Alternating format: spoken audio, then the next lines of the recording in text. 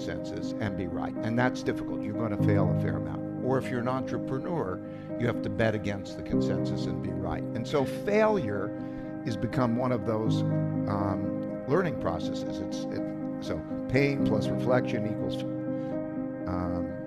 progress to me. So failure, and then what I got in the habit of doing is changing my approach to failure. Where failure seemed painful, what I realized is that after a while, it became more like a puzzle that would give me a gem. And the puzzle was, what would I do differently in the future so I would have a better result? And the gem was a principle that I would learn to do something better in the future. And I learned to write those down. And then I communicated with people by writing them down and reflecting on those principles. That meant that I would change.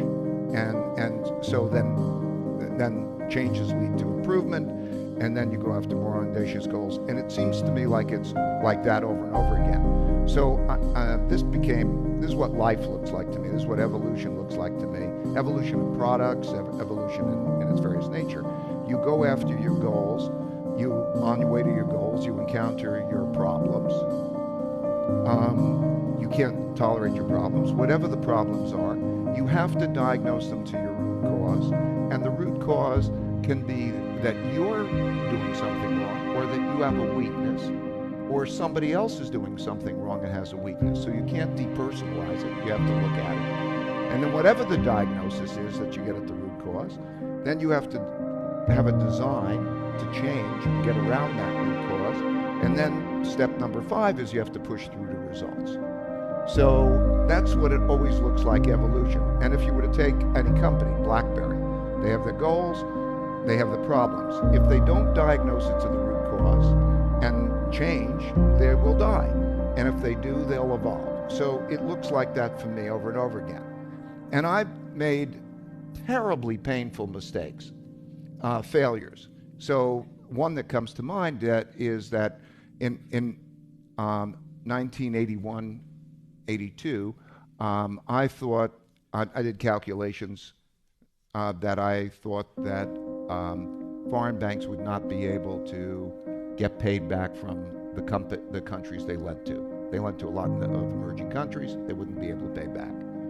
And I thought that was right, and I thought that would cause an economic crisis. And in August 1982, Mexico defaults on its debt. And I thought we're headed for a major economic crisis.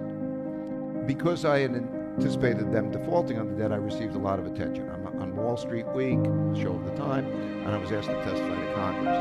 And I thought we were going to have this economic collapse. I could not have been more wrong. It was the exact bottom in the stock market, August 1982, when Mexico defaulted. And that was the bottom. And it was painfully wrong because I lost money in the markets. I had to let people go. I came down to me. But it changed my attitude about decision making because it shifted my notion from thinking I'm right to asking myself, how do I know I'm right? It gave me a humility that I needed to balance with my audacity. It made me want to find the smartest people I could find who disagreed with me so that I can understand their reasoning and their thinking. And that is when you're doing your tips. I mean, that's where you come to. And you want to just get at the right answer. It doesn't have to come from you. And knowing that made me want to have a culture, which is conveyed in this slide. I wanted to have the most independent thinkers who would then disagree with each other to try to find the right answers and then establish their principles. And as a result, we had our successes and our failures, but to learn from those mistakes and realize how much failures and mistakes is really the powerful tool to understand, to diagnose, and to find better ways of doing something. And that led to us stumbling our way along and learning. And then the exercise I did was to keep writing down those principles. So, so what do I mean by having an idea meritocracy? I just want to be clear on that. To have an idea meritocracy, you have to do 3 things. Can you do these 3 things? First, you and others have to put their honest thoughts on the table for everybody to see. A lot of people will not speak honestly. Like if you think, when you were speaking to me, and you'd say, boy, that doesn't sound like the smartest idea. That's what you were thinking. And you can convey that. People tippy-toe around that, or vice versa. So can you speak that way? Can you have, and then when you have disagreement, can you have thoughtful disagreement in which you are curious and you worry about being wrong? You worry when you're setting up the tips market, am I wrong? Am I missing something? And so can you have thoughtful disagreement and understand the power that what is in your head is only a small percentage of what you need to know. And so to be able to take in and have that thoughtful disagreement is a power. If we collectively can make better decisions and are curious about that, that's a power. And then number three, so can you have thoughtful disagreement? Isn't it odd that people don't do that? And then number three is you have to have protocols for getting past your disagreement and have idea meritocratic protocols. So that's what it was important for me to build the culture on that. And there's another factor. Can you know what people are like? Do you want to know your weaknesses? Do you want to know people's weaknesses as well as their strengths?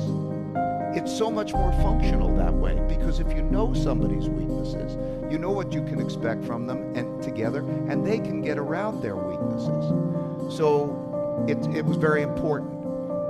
I have a 4-minute clip. I don't know whether you want me to touch on it, but it gives you a sense of how this idea of meritocracy works, and then that'll be basically the end of it. Do you want me to show that?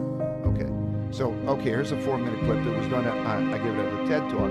It shows a particular tool and a meeting that we went into to give you a sense of what does this look like, this idea of meritocratic, in which everybody can get their thoughts, their honest thoughts on the table, and then disagree with them. So here it goes.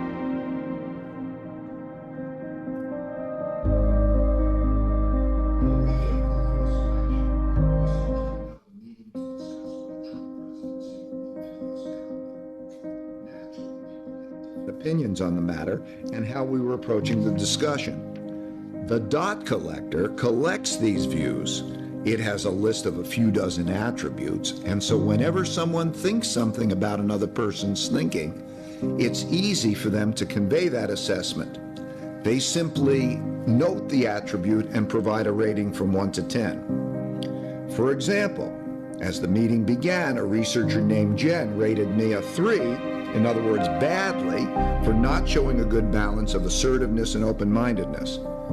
As the meeting transpired, Jen's assessments of people added up like this. Others in the room had very different opinions. That's normal. Different people are always going to have different opinions. And who knows who's right? Let's just look at what people thought about how I was doing.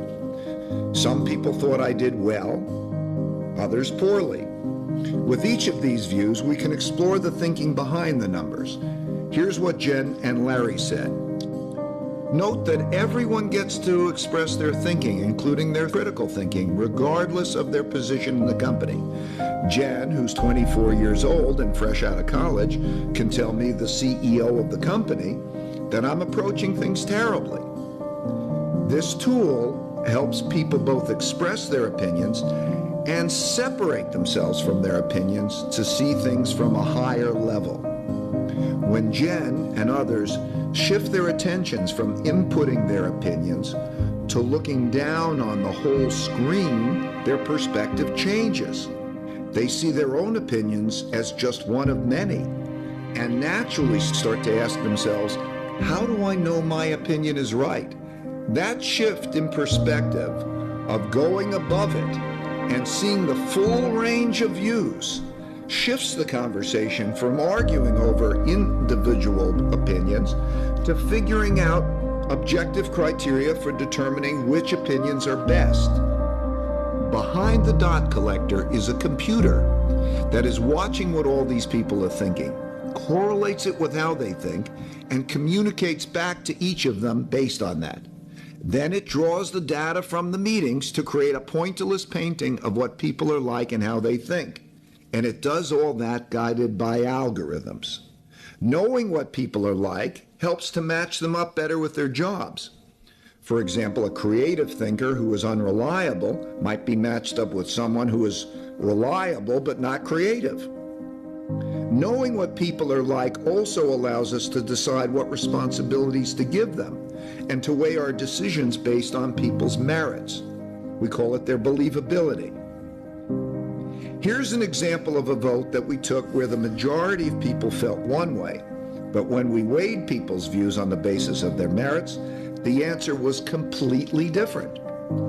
This process allows us to make decisions not based on democracy and not based on autocracy, but based on algorithms that take people's believability into consideration. The main challenge of this, and I think the main challenge that most people face, is what I'm calling the two U's. I think basically there are two U's in everybody, which is the intelligent, thoughtful you and the emotional you. And so when you get into it, you say, we're going to have a disagreement. Would you like to know what I think? Would you like to know what I think of you? Would you like to express your thought to me? Would you like to know your weaknesses? Intellectually, of course you would like to know what people think of you because you can handle it. Of course it would be in your interest to know your weaknesses. But emotionally, that becomes a challenge for a lot of people. So there's a struggle between the two U's and how they get over it. And that's the exercise. And so if you want to look at what's made Bridgewater successful over that period of time, it is the ability to do that and to have that thoughtful disagreement. That's the culture in a nutshell. So you put a lot of